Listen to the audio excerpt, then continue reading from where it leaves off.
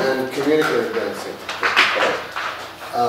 And Jewish dancing, they had, let's say, there was a repertoire of dances, which I'm not going to teach today, which come from Germany from several hundred years ago, which are, you know, dances for a circle and changing couples and so forth. That's another part of the Ashkenazic Jewish dance.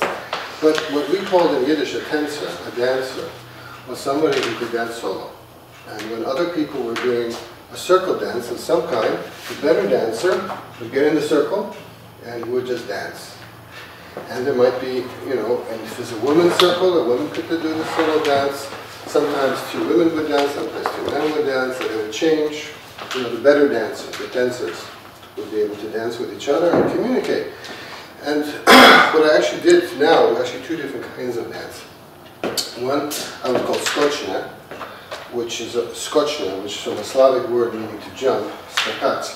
But it doesn't mean that that you're jumping. It means the melody is jumping. The more indented melodies call for a more communicative movement of you with the musician. So it's very important what tune they're playing and how they're playing it. The second tune is a kind of what's called dance, which means dance of anger. And there are two styles. It can be done with the two mothers-in-law in the wedding, mother of the bride, mother of the groom, showing how much they didn't like each other. Or it could be at a wedding, a man and woman, sometimes man and wife, often, who would, there's a little story, that the wife was angry with the husband had to sort of make amends to the woman who was angry, she'd be angry across her shoulder. And the man would have to look humble and lively, sort of. So I was doing sort of the male part, where he's going, I don't know why, he's showing up, but I'm a nice character, really. So you have this kind of communication, a little bit introspective, but humorous kind of dancing. The woman's part, and this is a little awkward because we don't have enough partners to really do this properly, but the woman's part is less expressive, more proud. The hands on hips often, and moving shoulders a bit, but I have to really show this separately. The woman's part is quite different than the man's part. Yeah. Here we are, people coming from the Eastern Mediterranean, finding ourselves in Northern Europe many centuries ago. So the dance culture is really a hybrid of two very different concepts of what is a dance. So as I mentioned, we still preserve certain German dances, which are circle dances, contra dances of various kinds, which were, you know, I still grew up, my relatives still danced those in New York in the 60s, 50s, and 60s. But there's, let's say, a real, as I mentioned, a real Jewish dancer could dance with his hands, and with her hands, with the whole body, basically. And it's connected with how we would speak the Yiddish language. And when I teach this academically, they have to read studies on gesture in the Yiddish language, because when you speak the Yiddish language properly, you have to know where to use your hands, you know, where to use your finger, where to use your eye, where you know, it's communicative. And there is a classic study done like this by an Argentinian Jew named Zev Feldman, who studied anthropology at Columbia University in New York. And he studied his Jews in New York in the 1930s. And he has a wonderful comparison of how Jews spoke and how Sicilians spoke, Italians from Sicily. And he shows that the Sicilian gesture and the Jewish gesture are totally different structure, different purpose. And I've been teaching a course called Gesture for the last 4 years in Abu Dhabi, the United Arab Emirates, where most of my students come from the Arab countries, Iran, Africa, and so forth. And I have them studying the gestures in their own languages. And we've come to the conclusion, tentatively, that Yiddish gesture is much closer to the gestures in Persian, certain dialects of Arabic, and Indian languages spoken in southwest India. Because those people, they have been Christians, there are Jews there who come from Syria and Palestine, and they're very connected to the Middle East. So these gestures are much more related. See, Yiddish gesture is much more related to Arabic, Persian, Malayalam than it is to gesture in Russian, Ukrainian, or Polish, let alone German. body gesture at all. And so would you say that the dance of Ashkenazic dance is more about gesture with the arms and shoulders than it is about what you do with your feet? You do things in your feet, but it's, again, you have to keep doing different things.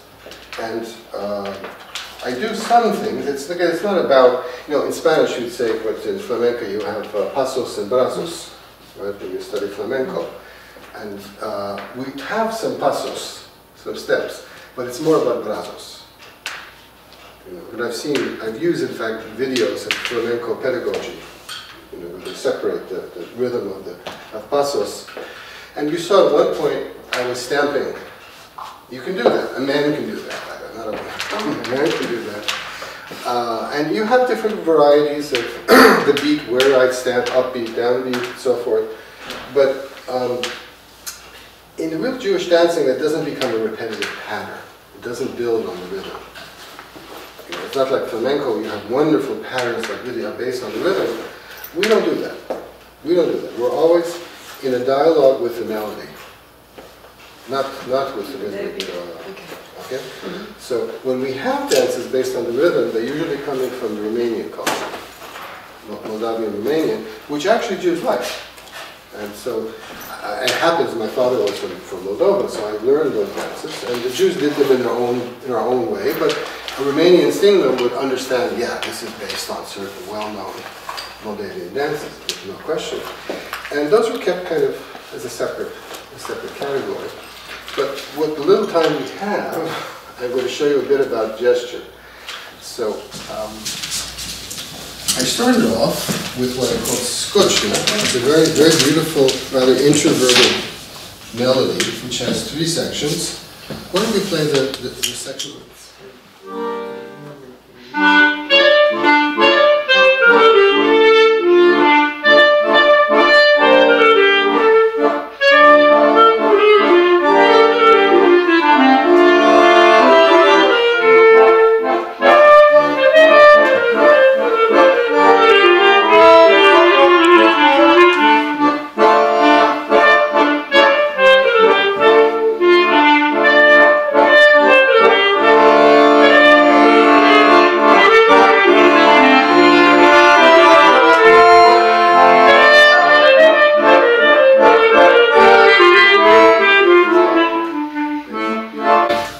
Section, right?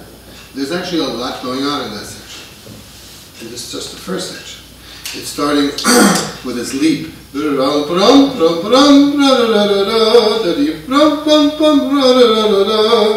And in Eastern Europe, you'd hear this kind of melody. Only Jews would have such a melody. With this leap. Next section, even more Jewish. In music we call this a pentatonic phrase, where it's skipping steps of the melody, of the scale. Da da da da, dee da da da da da da da. Again, very big diapason, very large melody, wide melody.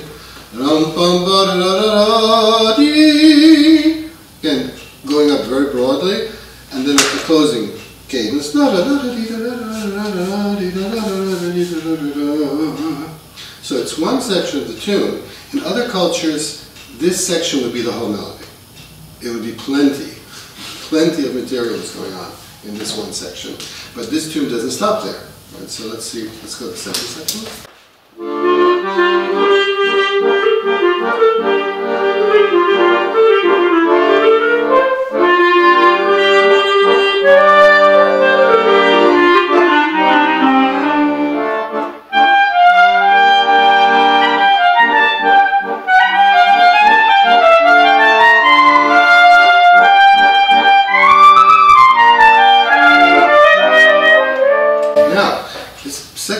Is sort of in the middle range of the whole melody, but even this is very active.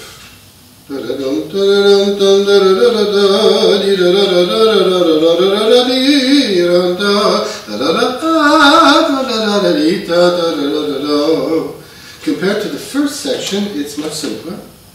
It's kind of a bridge between the first section and the third section, but it's still quite rich. The second section is, in a way, makes you more thoughtful. It takes you back to yourself. this second section. And then you'll see where the third section goes.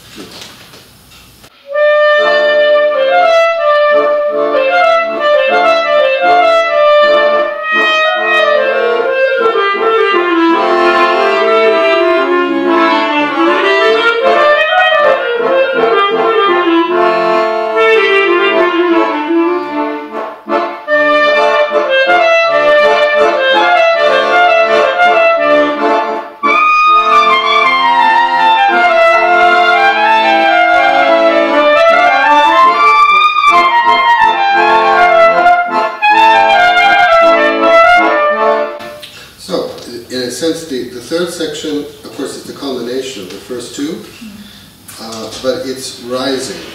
It's reaching a climax, and if you look at the whole melody, it seems to be telling a story. Not in words, but a story in sound, in notes. And you will have to interpret this, to respond to it with your heart, first of all, and then with your body. To make external what you feel internally. So this is the kind of tune that when I studied with my teachers from Europe, who were great East European musicians, this is the tune they would never play for a circle. In fact, one of my teachers, Mr. Heschlis, would say, don't play this for a circle, play this for a tenser, play this for someone who knows how to dance. And of course, in Europe, they would actually, the dancers would pay the musicians for this. And the musicians actually had a scale of how much the tunes were worth. He wouldn't even play this tune if you didn't give him a certain number of money. There's no way he would play this. It's more complex. It's more complex. It's again, only a good dancer can dance to this. An average dancer hearing this, there's too much going on. Mm-hmm. It's too varied. It's too subtle. So, even the circle dance, which maybe I'll show you at the end, you can do that better. There are better ways to do it. But this tune would be wasted. But in a wedding or in a party or something, would it be always a mix of circle dancing and individual? Yes. In the old days, that's what it was. Yeah. And one circle, well, of course, there were dancers who were so good, they would actually come with the band. And you would pay them. They didn't pay you. You would pay to watch them dance. And in fact, with one of my teachers who was from Galicia, he knew that in the neighboring town there was a famous dancer who would come with the band and he would perform. And he was paid more than most of the musicians, actually. And so some of those tunes, were made for him. And there was a musician named Brandwein who emigrated from there to New York, Naftuli Brandwein. And some of Naftuli's tunes that he recorded almost 100 years ago are the tunes his band would play for a dancer, for their soloist. I don't pretend to be on that level, but there were people who were considered dancers who were not professionals, but people respected them and wanted to see them dance at a wedding. They would watch them dance, and also women. Among the women, there were great dancers. In Israel, when I teach, I have a great dancer that I work with sometimes, who's my age, and she dances like a Jewish woman dancer. And again, what strikes me about her name was Karma. She uses her fingers. And it's another thing I guess I should tell you. We're sitting like this on the ground. In Jewish dance, you can start to dance even without not standing. In fact, you might even